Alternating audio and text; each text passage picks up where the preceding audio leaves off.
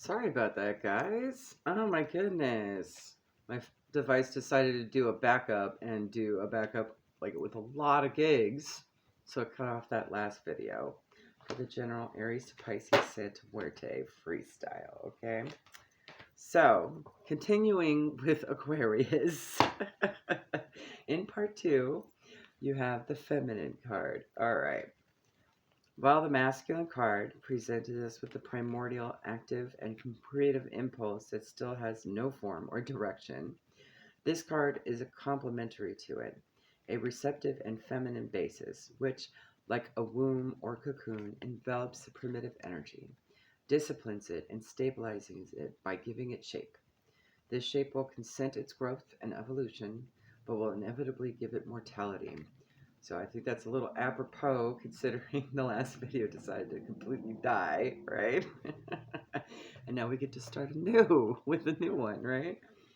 Take the necessary time to study and meditate before executing your project. Perhaps ask a feminine or maternal figure for advice. Your Halloween oracle advice is eternal love. Love, and it transcends physical death. I love this card. It's so beautiful.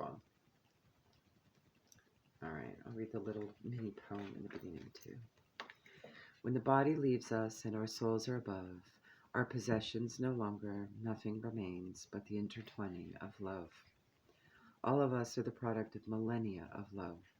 Our parents, our ancestors by blood and ritual all have in some way created the DNA that weaves through our bodies. Love, in fact, powers love, life, and death. When most of us first encounter death in our lives, we experience grieving too. And in some ways, that feeling could be described as an absence of love and the absence of that person or being. But the kind of love that is often shared between family members, friends, and lovers, separated only by physical death, is the kind that poets wax lyrical about, that is truly eternal and transcends death. Should you choose this card, you are being reminded that love is the most powerful force in the universe. It is more powerful than death itself. Love lingers. It leaves its own legacy, and we should be aware of this every day that we live.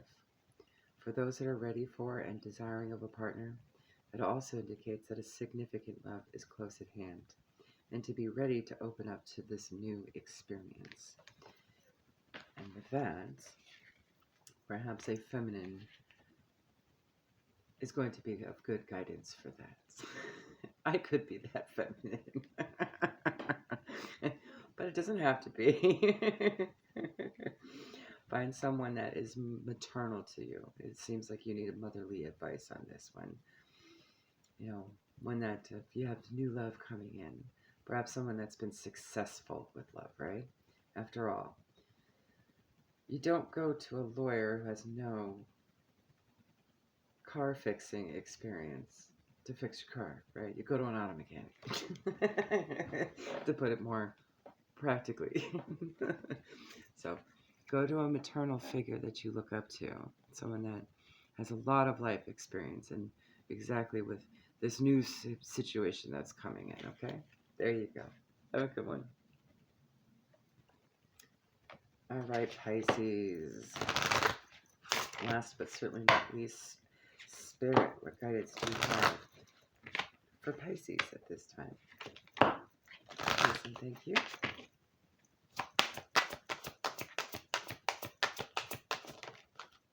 I'll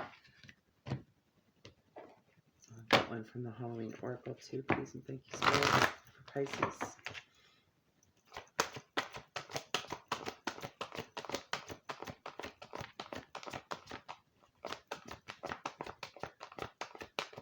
There we go. All right, so your first card out is number 17 from the Santa Muerte Oracle. I haven't seen this card yet at all. Nice. So, number 17, Shadow. The level of formation begins with shadow, as if in a reflection of what comes from above, from the darkness. The shadow represents our occult unconscious, that which silently suggests that we do not perceive and do not know how to listen to, but that inevitably influences our thoughts, our emotions, and then, on the material plane, our actions. When we are not acquainted with it, we project it externally as a negative component. Thus, we can do nothing but see in binary terms of good and evil, white and black. The advice of the dead. It is important to start analyzing yourself to gain greater awareness of yourself and your relationship to others. Otherwise, it will be impossible to change and evolve. And we do so by doing the polar opposite of shadow with light. As I'm getting to that card right now, the card that had come out from the Halloween Oracle is joy, rejoicing in the present.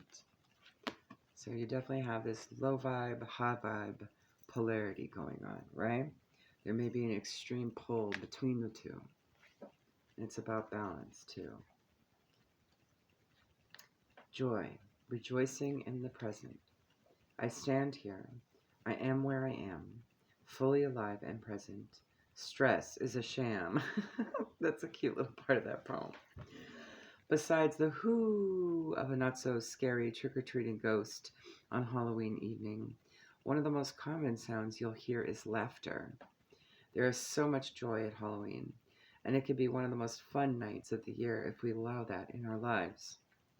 We lead busy lives, whether we are studying, run a household, have a demanding job, or all of them at once. It seems there is little time for us to stop, be present, and enjoy exactly where we are at this time.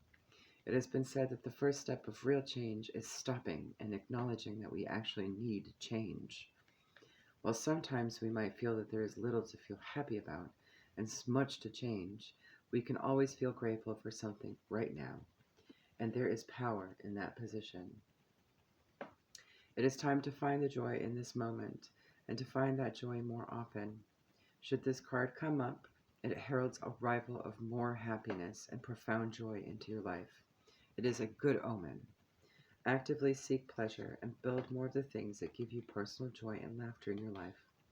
After all, we build in appointments for the dentist. Why not for our own pleasure? So, you've got some dark stuff going on. It's time to bring in the light. Balance out that good versus evil type thing, Work in the gray area, but add more white into the situation. Avoid the black as much. You don't need to go negative all the time. Things may be stressful. Stress is a sham. That was a cute line. So it's good to start right now to examine what is shadowy, right, in your life, and how can you lighten it. Perhaps you may recognize that there's something in your life that's extra and unnecessary and superfluous, right? Or that can be done not right then. It could be like put on the back burner or something. Maybe doing too much all at once. You gotta have time for yourself too, so that you feel better, so that you can function through all this extra stuff, right? And perhaps it's just a recalibration of a schedule a little bit, You may find yourself spending too much time on one thing that's darker, right? So to speak, blacker, when you're not spending enough time doing something lighter. And maybe you just need to shave off that extra time from the darker stuff and add it to the light, okay? That may be what you might need at this time. There you go, Pisces. Have a good one. Bye.